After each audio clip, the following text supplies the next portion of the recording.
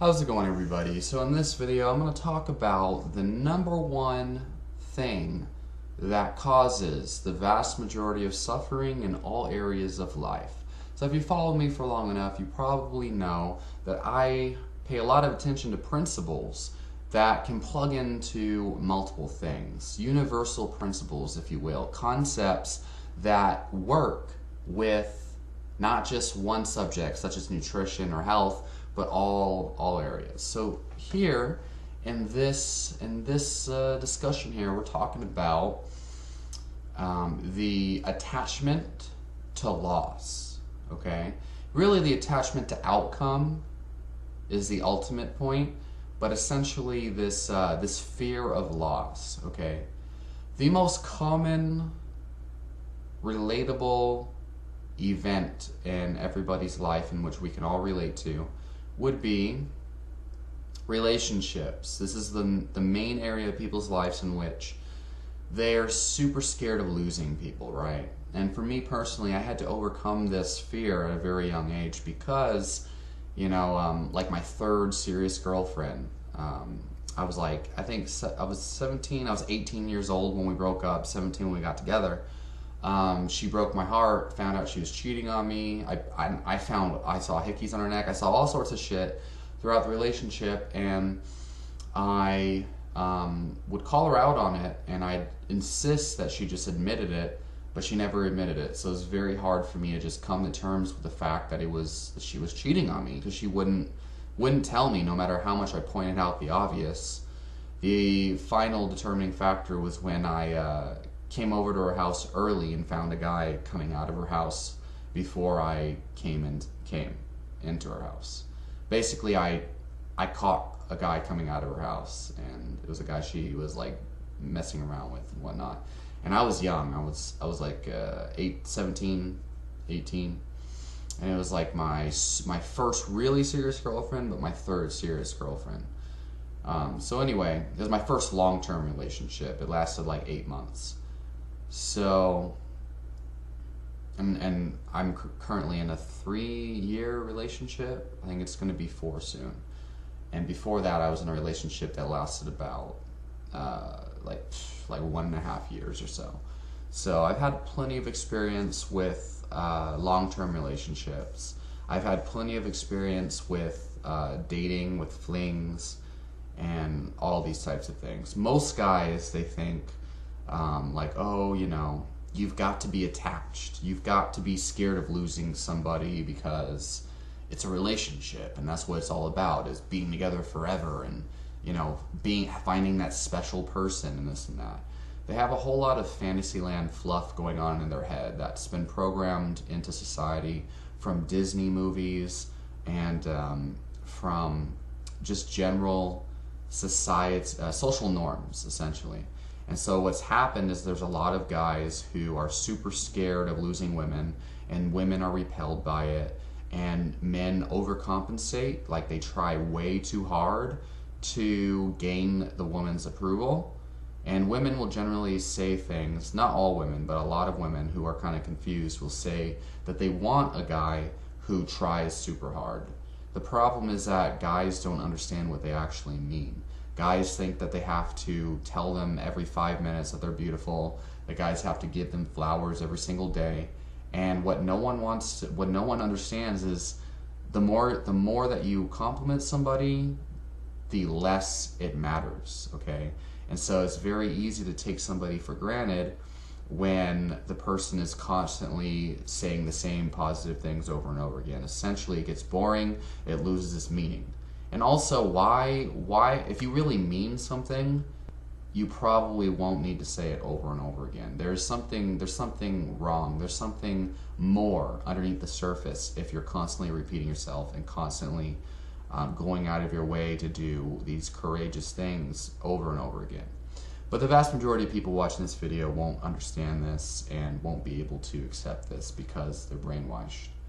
And I could easily break it down using deductive reasoning and explain exactly what I mean and the accuracy of the things I'm saying. But anyway, attachment. Okay, so listen. There is a big difference between appreciation, okay, acting out of appreciation, and acting out of fear of loss, okay? There's a difference between acting out of abundance, which is a very real and tangible concept, acting out of abundance, and acting out of scarcity, okay? So when you do things because you're scared of losing someone, okay? Like if you're in a long-term relationship and you just feel like you're unworthy, okay? You feel like the person you're with is just super great, and like you're not good enough for them. What happens is you'll start to compensate for that insecurity, and you'll start to act out of insecurity and do things to compensate for the lack of personality that you think you don't have, or whatever it is. So you're acting out of lack. You're acting out of fear that you're not good enough, fear that the person might leave you. And this, okay, if you really reflect on it, and if you're one of these people, you have plenty of experience with this, you should be able to just look back, okay, as long as you can get past, because most people are going to be triggered by this, but if you can really think about this, this repels people, okay? There's a couple reasons why. The first one is that we have something called mirror neurons, where if we feel something, we can actually transfer those feelings onto other people through body language and just through subconscious subcommunications, as well as just it's a transference of neurotransmitters and things. So what I'm saying, how this plays out in practical reality, is when you're happy with who you are, other people will also become happy with who you are. Now, if you feel like you're not enough, this will transfer on to other people's perceptions as well. And there's many different ways. Like I said, there's just the transference of neurotransmitters, but the main thing and the most practical thing that everyone can understand and relate to is mannerisms, sub-communications, like how you're communicating, the tone of your voice, your tendency to look at people. And I'm usually looking at my own screen. I'm not looking at the camera just because I like to see myself, I guess.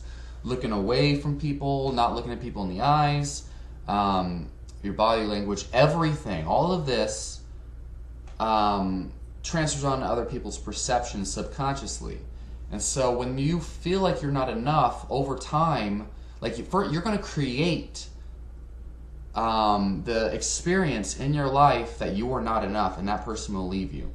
But generally speaking, it's the fear of loss. It's like, oh my God, like, so this can play out in different ways, but the big one here, okay, the most destructive way that this plays out is people are so scared of losing their significant other that they'll freak out if a girl looks at their guy or whatever, you know.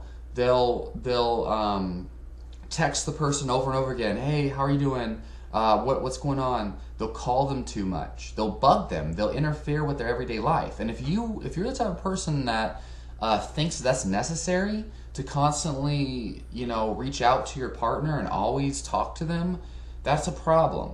Okay? That's unhealthy. That's an unhealthy attachment. Absolutely. You talk to any psychologist and they'll say the same thing. Because we all have life. You know, we all have our own life. And if you're not bothered by somebody constantly bugging you, constantly messaging you and calling you, then that's a sign that you don't have enough love in your life as an individual. So essentially, what you want to be is interdependent, okay? So codependence is where you need each other, where you're like, oh my God, like if you leave my life, I'm fucked. Like I'm not going to have anything. Without you, I'm nothing. That's the most fragile and unhealthy way of being. Okay, first of all, you're going to lose a person no matter what, unless you can change that. Okay, as long as you think that way. And also, you're not going to be happy with that person ever. Because every single day, you're scared of losing that person. You're constantly fearing. You're constantly scared. And that's anxiety, okay? And your anxiety is not causing this That's actually the cause of your anxiety, is these thoughts of like, oh my God, I'm going to lose this person, okay? And in any situation in life, when you're scared of like, oh, I'm so scared of losing my house, I'm scared of not having enough money, I'm scared of, my girlfriend leaving me. On one level, you need to have a realistic idea. Like, if I do not work, if I don't take action, then I'm going to lose things, right? Like, you can't just expect like, oh, beat your girlfriend or something and then she stays with you. Okay? I mean, let's be real here. You can't expect to be successful in something if you don't take action. But there's a difference between taking action based on appreciation and taking action based on scarcity. So if you're constantly scared and constantly taking action out of being scared and out of not having enough and being scared of losing something, you're actually going to create the very thing you're scared of. You're actually going to create more of that. That's why the rich get richer and the poor get poorer. But that's not true, because there's people that go from rags to riches, like Jay-Z. And that's a hard truth to swallow for most people. They don't want to believe that they can change. But the point is, you cannot solve a problem from the same mindset in which it is created. Okay, so when you're sitting there and you're scared and you're scared of losing someone, and you're like, I'm not enough and whatnot, you're constantly going to feel that way. The only way for you to get out of that is to change your feelings, change your mindset. And you can't force that. You can't just wake up one day and then feel like you're enough. What you've got to do is start to build yourself. You've got to build your life, okay? So codependence is like, oh, I need this person, or else I'm nothing. What you have to start with independence, okay? You got to start by feeling like, I don't need this person. I don't need a relationship to make me happy. I can care less if they leave. Now, this is just a start, okay? This is better. Independence is better than codependence, because at least you can swim. You can learn to float by yourself. You can learn to swim without floaties, okay? You can learn to ride a bike with no handlebars and no fucking training wheels, okay? So you're able to survive on your own, okay? Now that's the first step, is becoming independent. Now, during independence, a healthy relationship is still not possible. And for me personally, in this current relationship I'm in, I know I started out with independence, because that's how I got over my ex-girlfriend. At first, it was codependence, and codependence ruined my relationship, because I was like, oh my God, like, I need you. I was always calling her. She was at school, and I was constantly scared. I was like, are you talking to this other guy? And I was super jealous. Okay, jealousy is a sign of immaturity. Jealousy is a sign of codependence. It means you haven't even begun to learn how to survive on your own. You haven't even got into independence yet. And so then, after she broke my heart and stuff, I realized, okay, I cannot expect girls to be faithful and honest. I've got to be faithful and honest to myself first. So then I developed self-love. That's done during independence. Codependence is not self-love. Codependence is loving someone else so much that you suffer, okay? And this is not necessary, and you're not doomed to this fate, okay? You've got to move to independence. And so independence is like, I got a band, I started getting into music, I started playing shows, I started making my own money, I started to develop my passions, I got all my friends all of a sudden. Because when you're codependent, what happens is like you choose your boyfriend or your girlfriend over all your friends, and you don't have a fucking life because you make that person your life. How the fuck are you ever going to be happy if you have no life except for that person? And if you tell yourself, oh, my girlfriend's all I need, you are absolutely lying to yourself. Absolutely. Okay, if you truly believe that, you obviously haven't reflected on it. And everyone that I've met, including myself, who is in codependence is depressed, their life is in shambles, they've got all sorts of problems they haven't worked out, they can't even keep a damn job, okay? And that's mainly because they're scared of losing people, because they haven't entered into independence yet. They haven't learned how to live on their own. And so, you know, you can easily like live with somebody when you're independent, and still, you know, you can still live with someone and have them give you income and be independent. It's just a matter of like, you know, your mindset. Like, I don't need this person. I can easily live on my own. I don't need them. So you need to reach that point where you're independent. So then, and only then, after you've been independent for a couple of years, and you've found out like, holy shit, my passions, you know, I know who I am now. Now you're like, okay, I can be myself and be happy with no one. You don't need friends or anything. You realize that that's fragile. People come and go. Now you've got to move into interdependence, okay? And so interdependence is amazing, because what interdependence is two people who can survive without each other, right? And they're collaborating, okay? They're collaborating. They're not relying on each other. They're not lean on me. They're not doing that bullshit. They're not leaning on each other. Now they're collaborating, okay? They're friends. They're lovers. They're partners, okay? Partners do not lean on each other. Partners help each other out, make each other stronger, and push each other forward in life, okay? You're not going to evolve as a human being if you're stuck in independence, if you're scared of losing that person. That's the worst place you can be, independence. And this is the fundamental mindset that's driving people's relationship failures and even health. People rely too much on pharmaceutical drugs and modern medicine. No one wants to look online, right? I moved from being dependent on doctors and their medicine to all of a sudden realizing that shit doesn't help me. And I started to research on my own for like 5 years. And then just recently I started to become interdependent, where I'm actually working with professionals now, getting blood work done from medical doctors, and then using my independent knowledge to grow as a human being and to interpret those results. So it's really an amazing concept, but you have to move beyond codependence. That's the first thing. And people who comment in the comment section like, "Oh, you're full of crap. Where's the scientific literature?" Like, bro, are you really depending on me to tell you what's true and what's not? That's codependence. I don't comment on people's videos saying, "Oh, you're full of crap. You're wrong."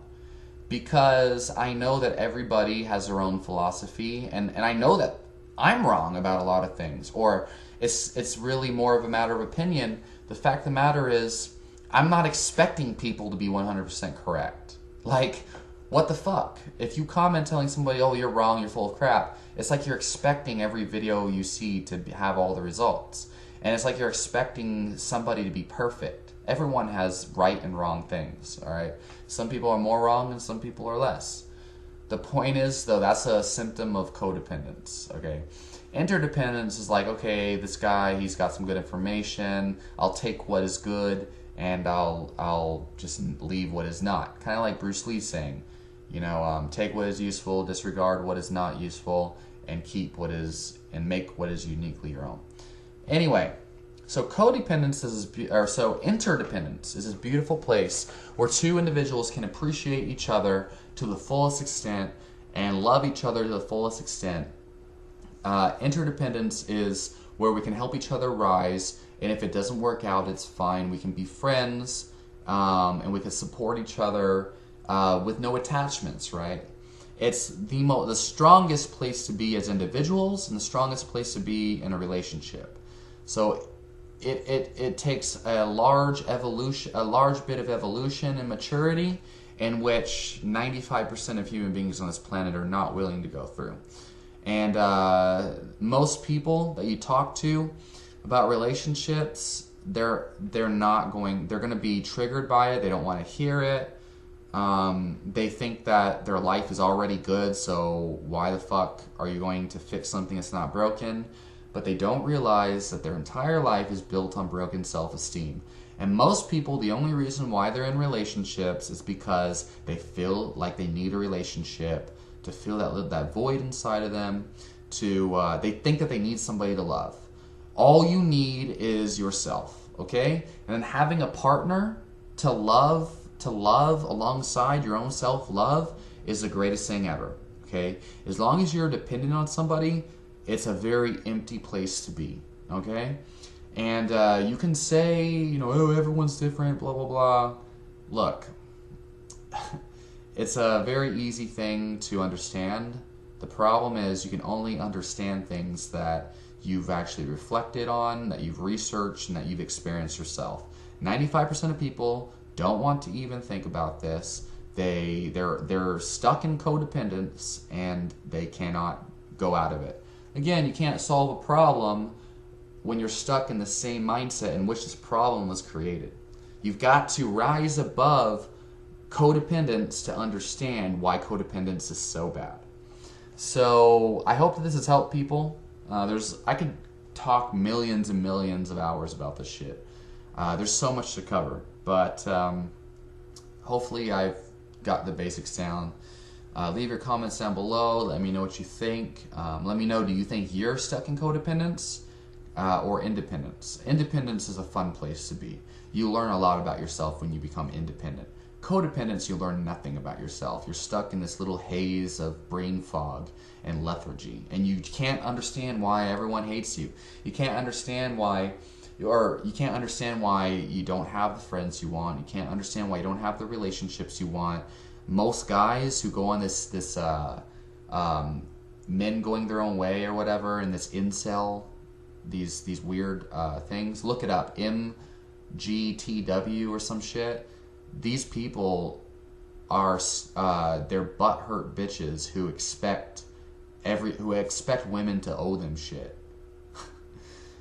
It's ridiculous, and they're stuck in a very immature form of independence.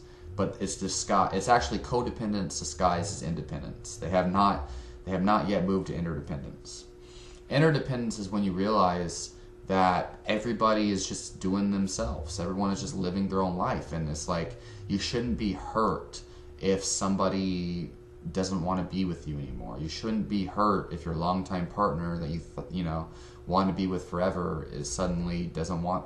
The only evolution is the only constant. So yeah, I mean, it's just really insane. It's complete insanity. It's a big mental illness, honestly. It's complete delusion. It's not in line with reality. It's not how reality works. But no one wants to believe it. They want to believe that everybody is going to be a nice person to them. So, a great book to kind of help, go alongside, especially if you're stuck in independence. If you want to go from codependence to independence, check out Miyamoto Musashi, The Way of Walking Alone. Amazing read no matter where you are in life, okay? Amazing.